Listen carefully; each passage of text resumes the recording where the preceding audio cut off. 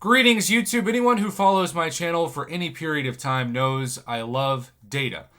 What that means is I love when people open batches of crystals and they send it over just to get an idea of what the average looks like. And look, every crystal is its own individual coin flip. RNG is RNG. So just because I say something is average doesn't mean you can't open something that's much worse than what I'm talking about or better. It's just average. And when you open 10 6-star basic crystals, I still think, on average, you get 2 out of 10 really good champs. 20% of the time, which means 80% of the time you get either somebody you're okay with but not super excited, or somebody that you're honestly disappointed about. That's just the reality of the 6-star basic crystal, which is why I say this a lot, and I will say this again. It is the biggest gamble in the game. It is the reason why if we get, and Lord knows I don't expect it because Kabam has broken all of our trust issues with their time frame, but if we finally get the compensation this week, finally, and we get, let's just say everybody got a 6-star Nexus, that wouldn't mean anything. Guaranteed. Believe it or not, that wouldn't mean anything. Because you would have quite a few people who would get such terrible luck on the 6-star Nexus because it's only 3 champions that they're just mad. It actually hurts their loyalty to the game because they finally get the compensation and then they can't use the crystal to help their roster at all. So, with that being said, let's see how Cole Lives Matter does with his data, because he decided to save up 100,000 6-star shards, and then, just to rip off the band-aid, he said he popped all 10.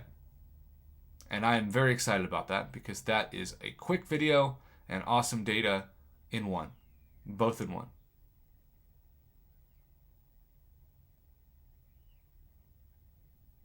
Alright. Backs out once. Drum roll for him. Backs out twice. That's the standard pep method, by the way. Backs out a third time. Is he going to do the double pep? No. 3 times is the charm? Maybe. Remember, it's all about timing. It's when you hit that open button that the crystals get determined. All right. Every 10, you get 2 on average. Namor. Look, I like Namor a lot. I had people tell me that I trust on the channel when we did the rankings and polls for champions, they will never, ever choose Namor again for a top 10 mutant champion. They think he's been nerfed too much and his use is limited. So, is he a god tier or beyond god tier champion anymore? I still think he's close, but then again, he also needs to be SIG 200 to be at his max potential, which is so expensive and so hard to do. So, are you going to put him in the 20% category? I would, but others wouldn't. Man-Thing, who, by the way, I have fought a couple times in Battlegrounds, and because I didn't have a poison immune champion left, I did very poorly. I think he's about the same category as Namor. You know, when I look at the top 10 lists that my channel created, neither of them were an honorable mention in their own category. I guess Namor technically was number 13. But he's still very solid. But if he's not the top 10 of his category, I just can't be that excited about it. So, 2 old balls, nope. He's solid middle. Good for things like incursions especially, but not in his stacked class. If Namor isn't, he certainly isn't. Gamora, I like her buff. For the 3rd time, I think. She's a lot better than she used to be, but wouldn't put her in the top 10 of her class. Mrs. Marvel, 2 words, hell no. So it comes down to Venompool, Medusa, Killmonger, and Gambit.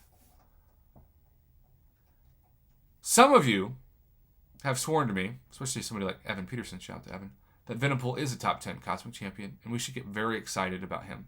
I'm just not there yet. I can't. The Cosmic class has so many great champions at the top. You're telling me you're going to get as excited about Venompool as you are Corvus, or Null, or Hercules, even Captain Sparkles? For me, it's just a no.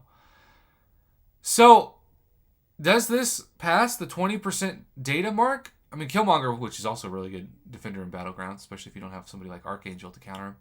I don't think it does. I think you can make an argument that while there's a lot of B and B plus champions in here, like Medusa, like Killmonger, like Namor, like Man-Thing, you do not have a single God tier or beyond God tier definitive champion in this batch of 10. So the data actually supports here that it's lower than 2 out of 10. And that isn't to say there aren't good champions that you can use for a variety of things here. They're just not the best champions.